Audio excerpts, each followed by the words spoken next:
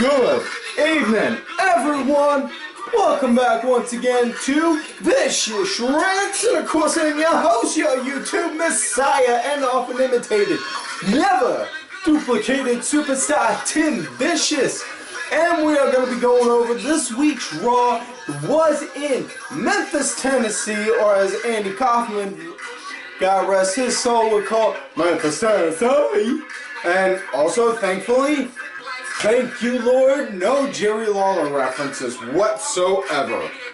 Now, normally before we get into Raw, we do the SmackDown Rewind. However, seeing as on how last week we talked about with everything we talked about involved SmackDown's pay-per-view as well as their fallout, you know, my producer, Mr. Oliver Ben, as well as Ed and Wade, they both felt that, you know, not really so much needed this week. We wanted to put more time out there into Raw for you guys. So, with that in mind, let's get to it. Raw started out Roman swimming just like a fucking salmon, going against the sea of booze, down to the apron, down the ramp, and into the ring. Barely gets 2 words, I mean literally 2 words. He gets, "I've been," and then boom, just like that, fucking the MILF in charge herself, Stephanie McMahon comes on out, starts talking about on how, you know, on how what she felt, what she saw last week with Rollins and Rusev was completely wrong, interfering in Roman's match. And out comes Foley as well, saying, you know, we've been talking about this all week. And Steph, you've been in Singapore representing WWE, so I was in charge. I felt like things didn't go right while I was in charge. So, come to a reasoning on how to work with this. Now, Roman, you will get your payback against Rusev, and it will be at Clash of Champions, which, folks, take a moment to thank every freaking wrestling god you can think of at the fact that this pay-per-view is called Clash of Champions instead of Night of, because huge difference in between the names. Night of Champions was the name of the final episode of WCW Nitro. Clash of Champions was WCW's equivalent of putting pay-per-view quality shows on free TV to try and go against Vince. Now that we're done with the history lesson for the day, back to the lecture at hand. We get into it. He said, you're going to get your vengeance at Clash of Champions in a match against Rusev, and it will be for the United States Championship, in which case we all know Roman's going to win that. Which case, honestly, I have no problem with that, because best way to look, they tried thrusting him right into the main event spot right off bat, and that was the equivalent of getting a square peg in a round hole. Took a good while, they jammed it in there, got it in, did not fit right. So they took it out, and now they're trying to fit the square peg into the square hole now, so to say. And, you know, let him work as a mid-carder, who could obviously be a main eventer. You know, someone like that, like, we'll just say for a hell of it, a Mr. Perfect Kurt Hennig sort of person. A guy who you know obviously is, you know, somebody that says that, you know, you look at and say, he's a main event guy. But, you know, is working mid-card. Which case, everyone knows Roman is going to be a main event guy again. Just have him work mid-card now, so that way he can build himself up. And that's what he needs. Now, that said, Foley also said there will be ramifications for the, or repercussions, I should say, wrong choice of words, sorry about that, in regards to the people that wound up interfering. So Seth Rollins is going to have a match against Rusev tonight on Raw. And Roman is going to have his payback again, going to get his one-on-one rematch with Kevin Owens. And then Owens came out. Really? Came out like this, like, really? I mean, I already beat Roman twice. Why do I need to do it again? And then Steph was like, Kev, this is in fairness, and this match will take place. However, it will not be for your championship. So, just a straight one-on-one contest. Now, that said, that match between Rollins and Rusev has started the show. So, on with the show. First match of the night, Seth Rollins versus Rusev. In one corner, we got the CrossFit Jesus going against the Bulgarian Russian Devil. So, you got the man who starts out every day with 500 burpees going against the Russian powerlifter who looks like he deadlifts 300 just for fun. Yay! Anyways, this pretty much had like a David Goliath kind of look to it right off bat with that kind of mind. Yeah, you look at it in that kind of mindset right there. It was that type of match. You know, it was good. It was nice action between them both. I like that, and I'm also liking the fact that the shows lately have been having both sides have good back and forth action, you know, and I'm talking all in all for the matches themselves, you know, and probably the biggest spot I think I probably popped for with this match was the fact that Seth wound up getting Rusev up and then put him down with the Falcon Arrow. You know, got him with a Falcon Arrow, which case, I'm just thinking, damn, he got him up? That was fucking nuts. But yeah, they started to go at it. Seth did like 2 or 3 suicide dives, which case, here's the thing. If you're going to do a suicide dive, okay. But don't do it on the sides where the security barricades are right here, because you only got so little room to work with, and you don't want to have somebody go and do it, and then, heaven forbid, go and come out, and then next, you know, boom, hit the barricade, and next thing you know, their neck could wind up being smashed in like a stack of quarters. You know, just have it going to the outside, like up the entry ramp. That's my thing. But Seth wound up doing a couple suicide dives on him, and then they started brawling all non-stop, and then it wound up escalating to where the commentators are over by the entryway, and then Rusev, he clears the table, looks like he's getting ready to slam Rollins onto it. Rollins gets off, knocks Rusev down from the ramp, which has like looks like it has like a 3 or 4 foot drop, so it's not that high up, people.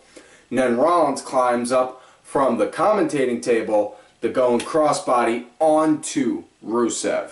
In which case, folks, I'm calling it now. Just wait. Next thing you know, you're going to hear Bret Hart on his podcast talk about on how Seth Rollins put that commentating table in harm's way because he is so dangerous.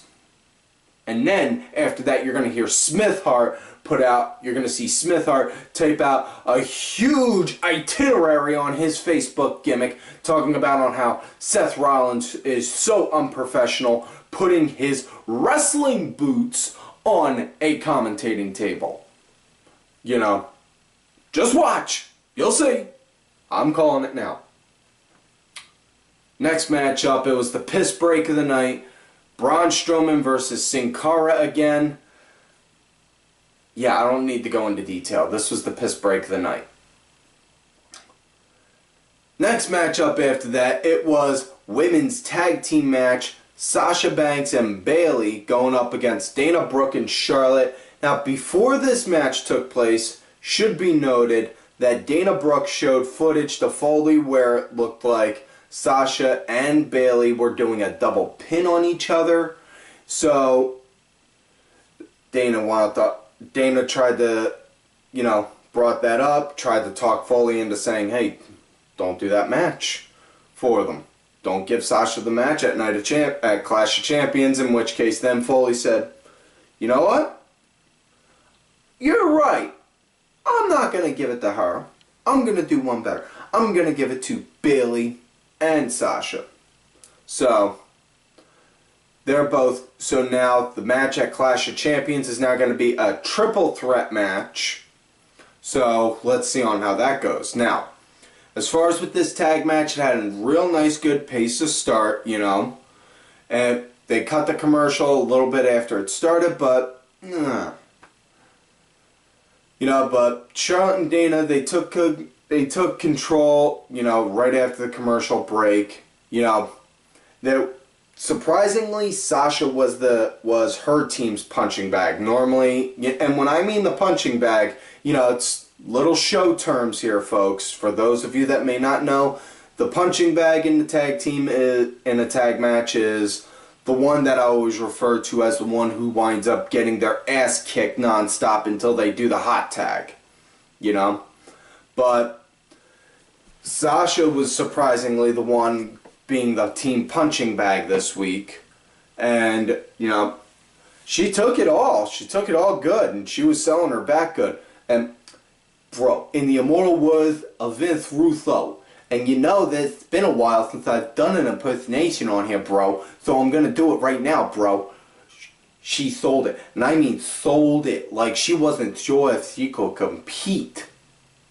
There you go. That's my Vince Russo impression right for the week. But yeah,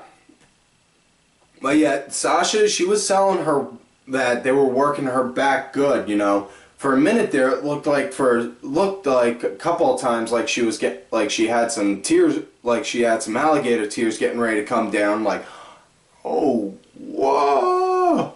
But good eyes caught it, wasn't it? But yeah, Bayley got the tag in. She cleared house pretty good. And then next thing you know, on how the match came to end, Bayley went to go set Charlotte up for the Bayley to belly.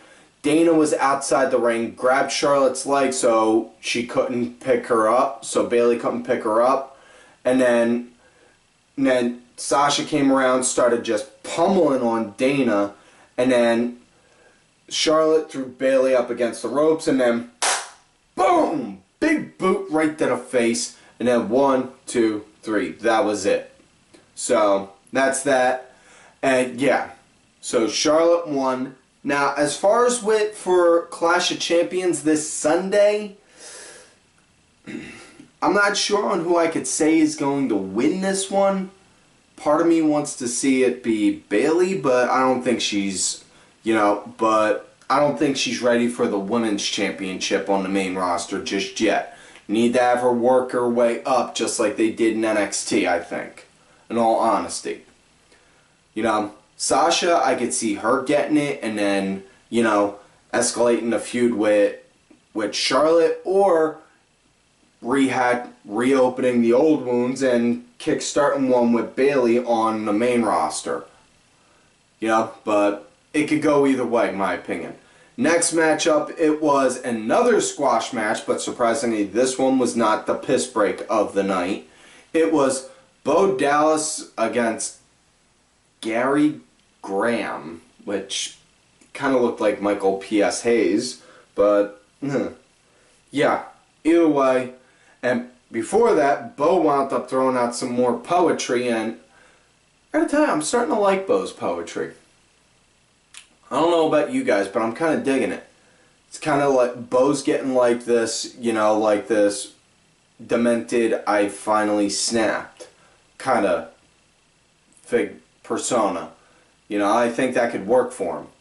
I'm not talking Wyatt family crazy, but, just more like make him like the insane, more like an insane genius kind of sense. Like he strategized on how he's going to pummel you. Something like that. But either way, Bo wound up winning with, surprisingly of all moves, he did the Crossroads. You know, a la Cody Rhodes finisher. That one. Yeah. Now, So, now next match after that, it was Cesaro Sheamus, match 6 in the best of 7. And this, again, with these guys, they bring a real good level of physicality. I cannot emphasize this enough with them. It is just beautiful, and I know a lot of people, and you know who you are, not only shit on the idea of them two being on it, but are also shitting on the idea that I'm not shitting on it. So, to those shitters that shit on me for not shitting on that, and that's a lot of shit, I say, crap. No, really, crap, because I forgot the joke. Sometimes it sucks having a messed up head. But yeah. Anyways, as far as what the match goes, like I said, nice level of physicality.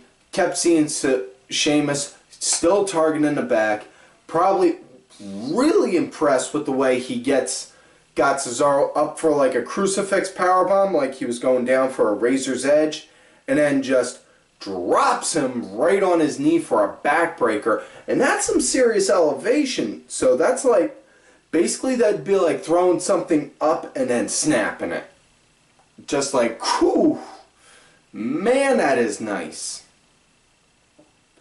You know, that and freaking did the white noise right on the apron to Cesaro also, which, you know, in the apron, I bring this up all the time. The apron is the hardest part on there. You're going to wind up hurting someone. They're going to wind up hurting someone keep doing these apron spots. You know? But yet you never hear Brett bitch about that. Just saying. And I'm not trying to sound like Brett the bitter man. I'm just making facts.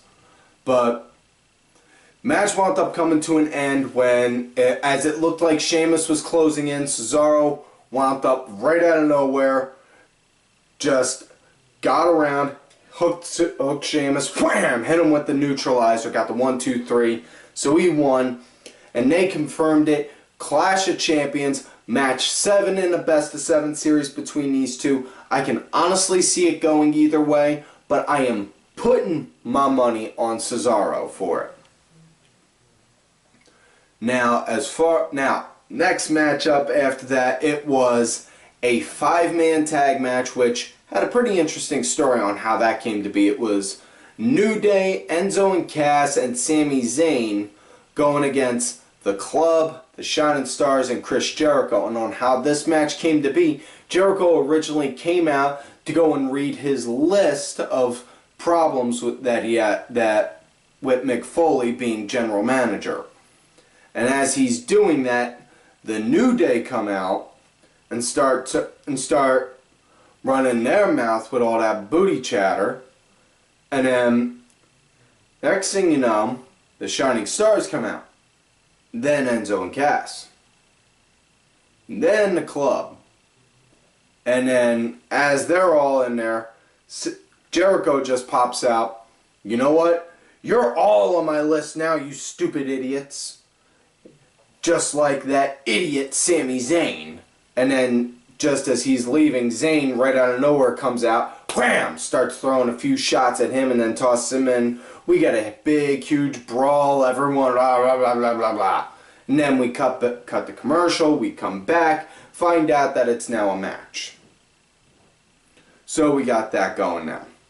Now, the heel team, they were pretty much they were really much more so dominant than, than, trying to think on how to put this,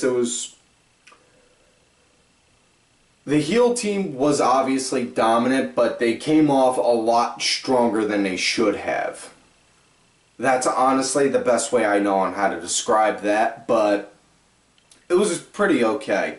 I got a big problem when it comes to when you do a tag match with more than personal dislike. I don't like tag matches when you have more than 3 guys sitting on the apron. It just feels like you got too many people sitting out there, and it just can take up too much clutter on the apron. But like I said, that's just me. You know. But excuse me. When the match wound up coming to an end, Zayn was trying to target Jericho for a hell of a kick. Jericho got ducked right out the way, wound up hitting Primo, and then as Primo went down, and Cass got in, tagged in Enzo, got him up for Air Enzo, threw him down, 1, 2, 3, that was it.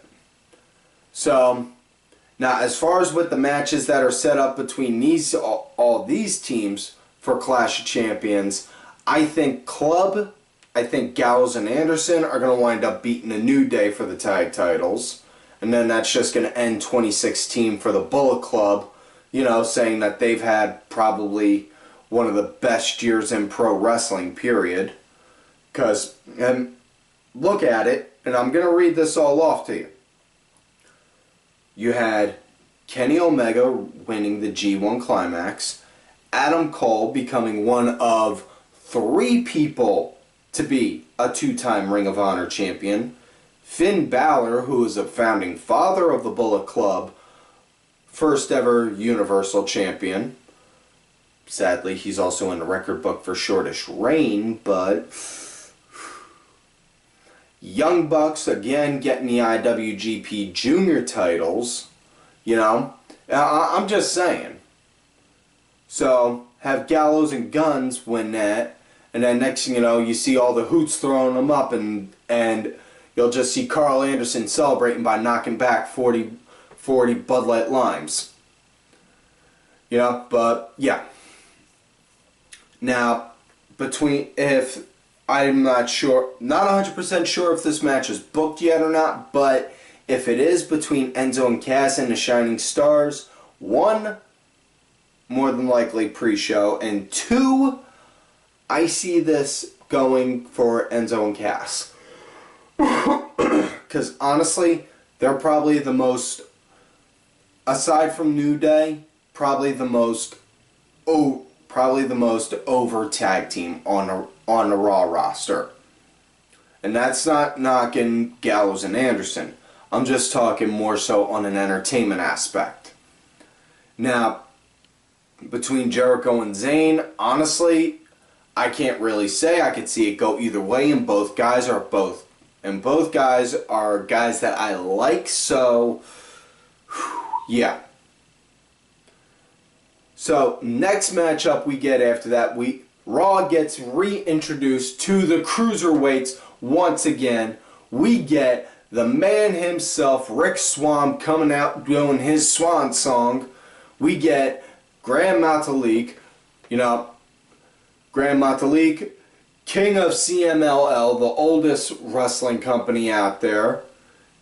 Cedric frickin' Alexander, who I am more than so happy for that this man wound up making it to WWE, finally, especially after that match he had with Ibushi.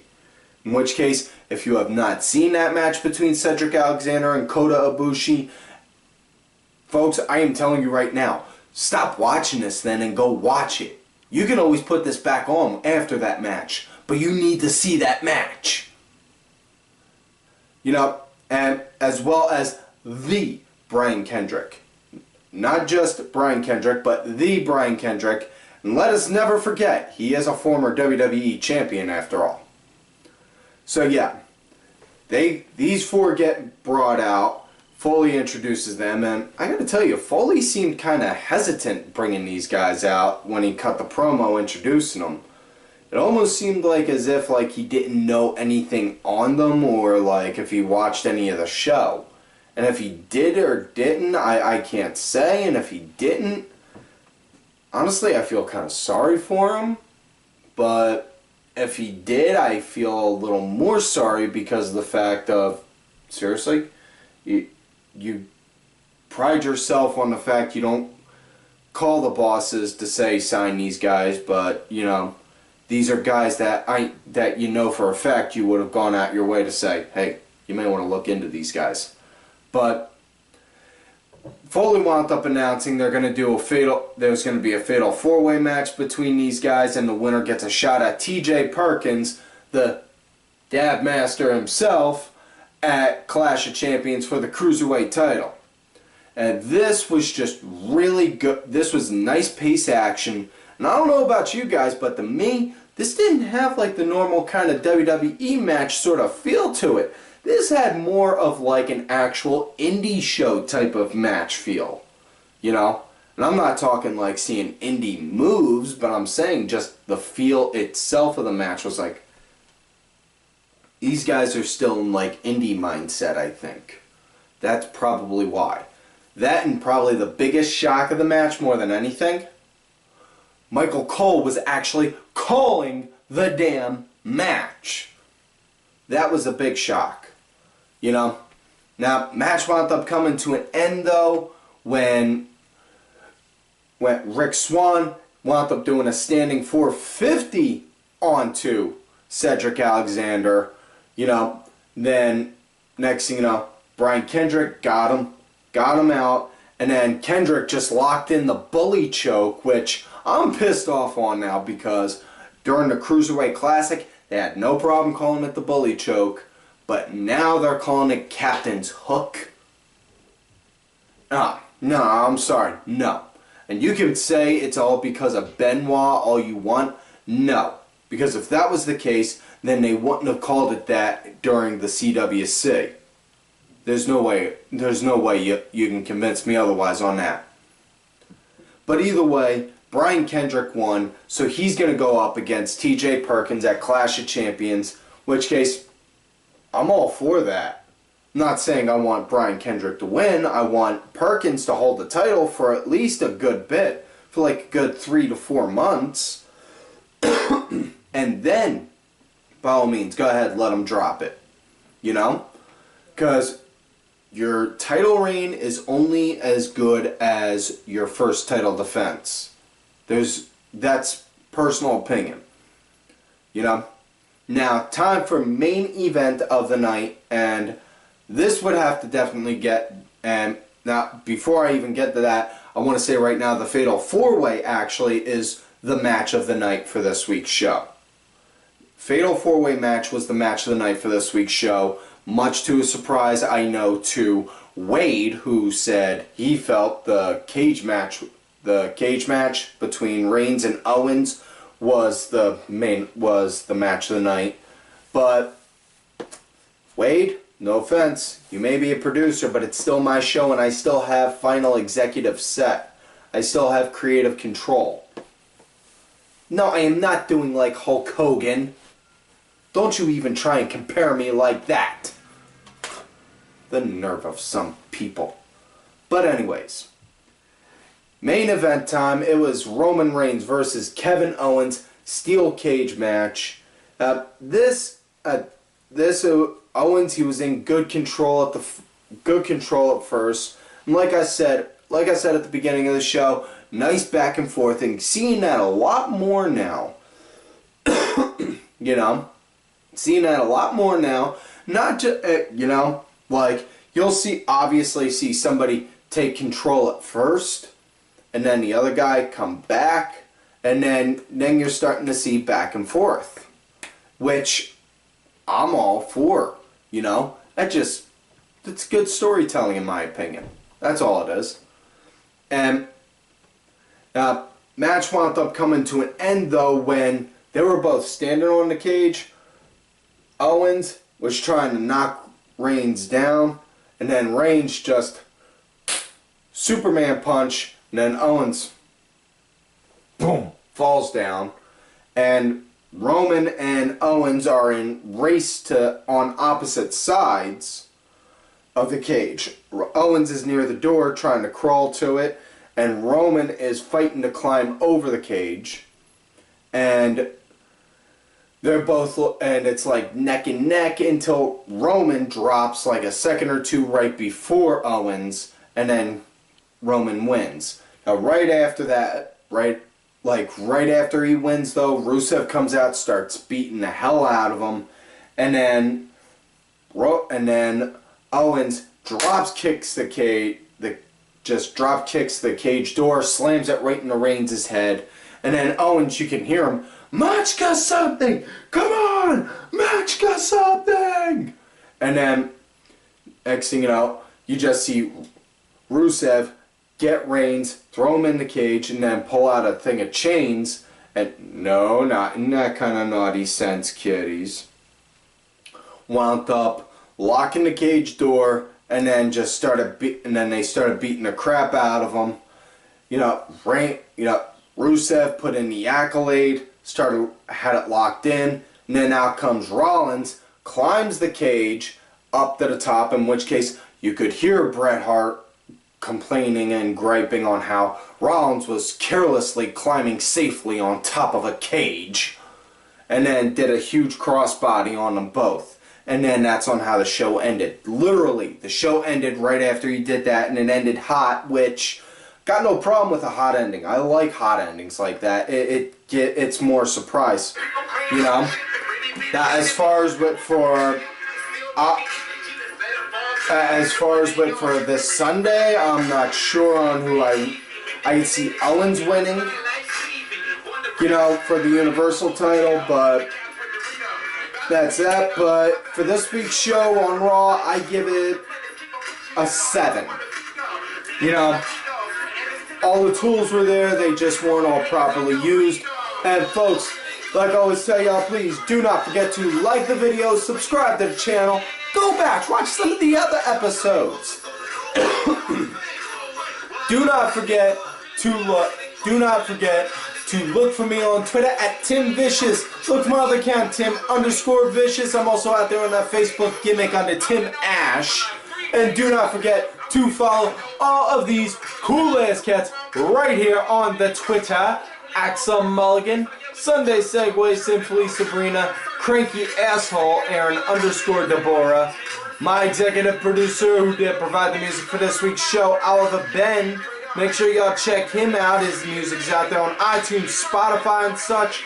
Details on that are in the description box, as well as my client, Bronx Bitch Forever. And folks, like I always tell you, love me great, you hate me. Fuck you.